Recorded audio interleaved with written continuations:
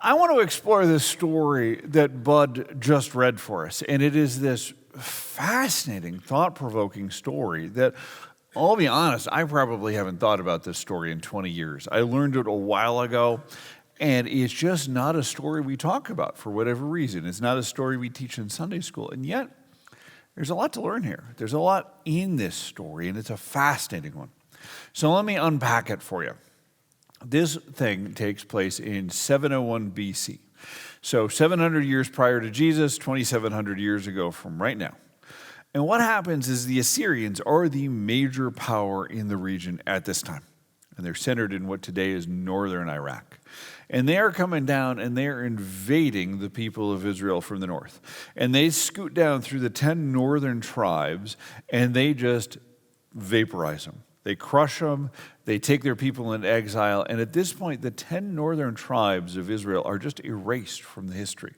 They just don't exist anymore, and they never come back. They're gone into exile, new people are settled into that land. And then so as the Assyrians progress farther south, that's when we get this story. They get to Jerusalem, and the Assyrian army commander shows up in Jerusalem and says, here's the score. He says, you guys make nice, you surrender, nobody has to get hurt, we'll send you off into exile, it'll be okay. You don't? Well, we crushed all these other people. They couldn't save themselves. Their God couldn't save them. We'll crush you in the same way. Now, there's a interesting, dramatic, or humorous moment, depending on how you want to view it at this point. What happens is the leaders of Jerusalem are standing there and they're talking to the Assyrians, and they say, hey, why don't you talk to us in Aramaic? We understand Aramaic, but the common people here, they only understand Hebrew, so let's just talk in Aramaic, and that way nobody gets freaked out, it'll all be easier. And at this point, the Assyrians are kind of like, oh no, we're going to talk in Hebrew because we want all the people to understand what's going on.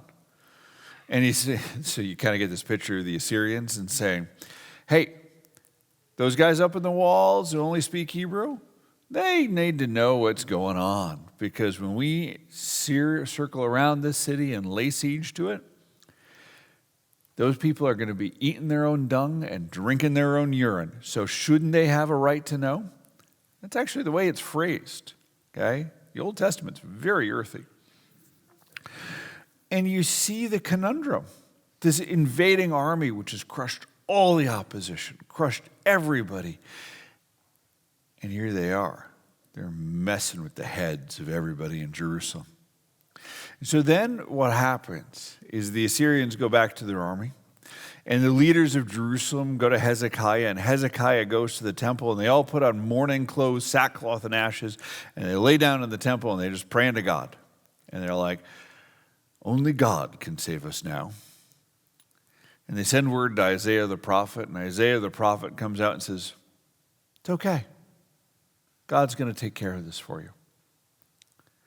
And what happens is the Assyrian army comes and surrounds Jerusalem, just as they promised.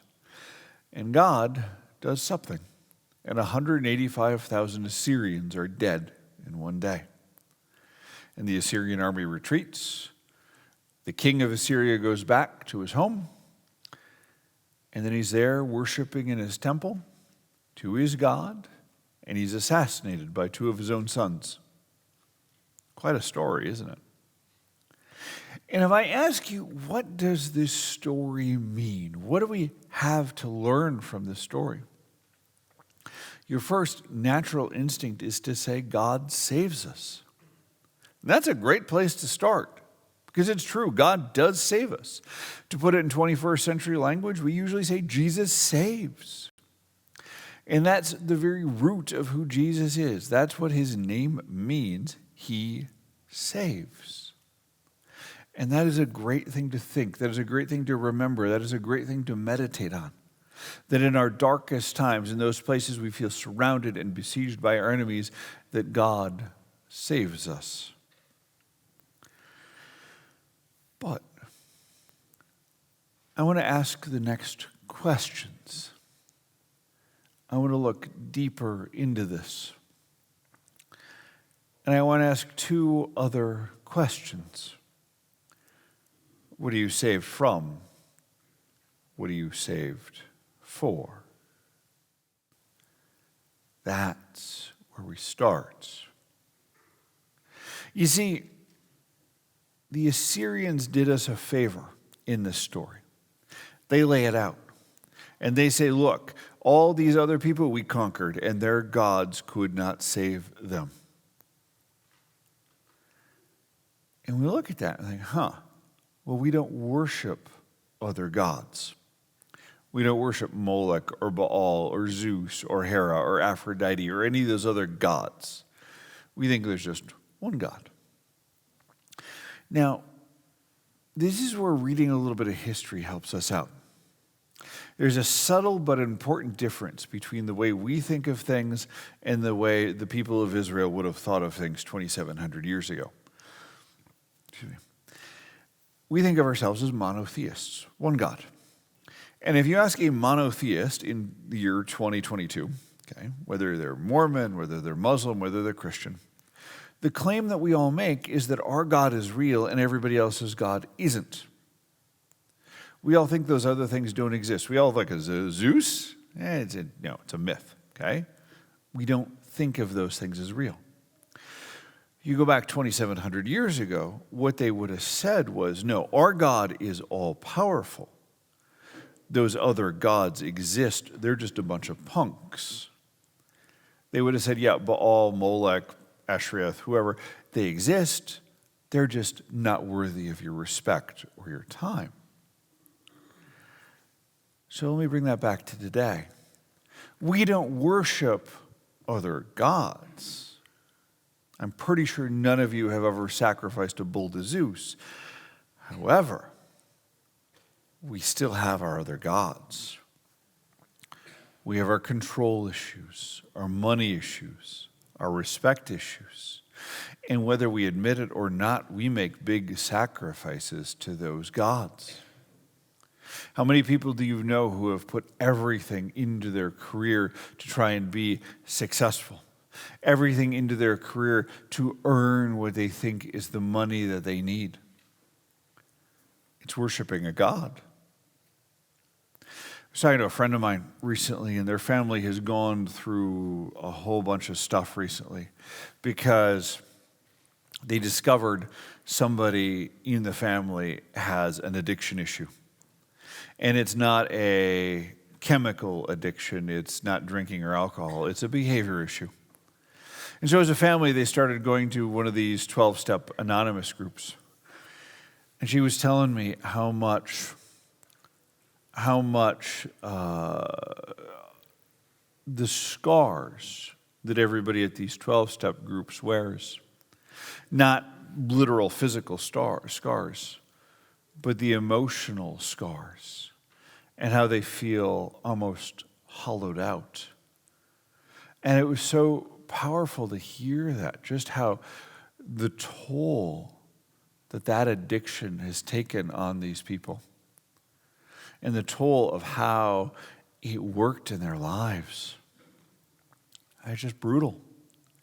And I tell you that because I want us all to understand that, yeah, there are these other gods that we worship, and we need to be saved from them.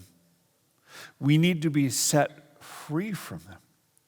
And if we never understand what we need to be delivered from,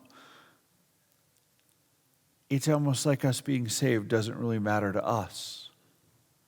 There's no sense of gratitude, of urgency, of power with that. And so what I want you to understand, and I want you to ask, is what am I saved from? And that leads us to our logical question, what am I saved for?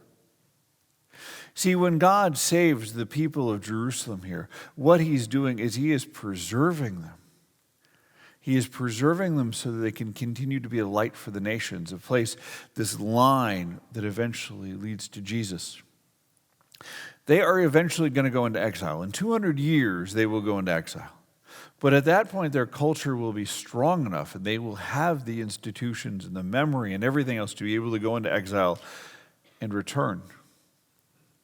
But at this point, if they had been gone, they would have been gone. And God would have been starting over. Which he could do. But he was saving them for a purpose. So my question for you is, what are you being saved for? And the thing is God will take all those pieces from your experiences, all those scars, all those things that have hurt you, and use them for his glory. There's this beautiful piece at the beginning of Isaiah where God through the prophet talks about how the swords will be beat into plowshares, their spears into pruning hooks. And what he's talking about is using these things that are meant for destruction and meant for death to create new life, to create new hope. And this is what happens in our life. God uses you for a purpose. You knew a guy, incredibly wonderful guy when I met him. Prior, he'd been an alcoholic, and he'd been open and honest about that. And because he had been through that experience and being addicted to that, and it nearly cost him his wife and his daughter, he was so grace-filled to other people. It's not that he didn't understand how bad and how destructive and pain-filled that people could be. It was because he had been through that he could love others. And he was such a warm guy. It was funny because I would ask people, it's like, how'd you find us here at this church? And they'd always be like, oh, Bob brought us, or Bob invited us, or I work with Bob, or I met Bob at 12-step. All these things, and it was always like, this is amazing. And it was because God had redeemed those experiences so that he could be something more. He could be an evangelist. He could be somebody to carry that love. If I have a critique of the American church, and trust me, I have many critiques of the American church, my biggest one would be our consumer mentality, where we think Jesus saved us, now it's all about me. It's all about what songs do I want, what time do I want worship at, what sermon topic should we have? No, it's not about that. It's what are we called to be? What are we saved for?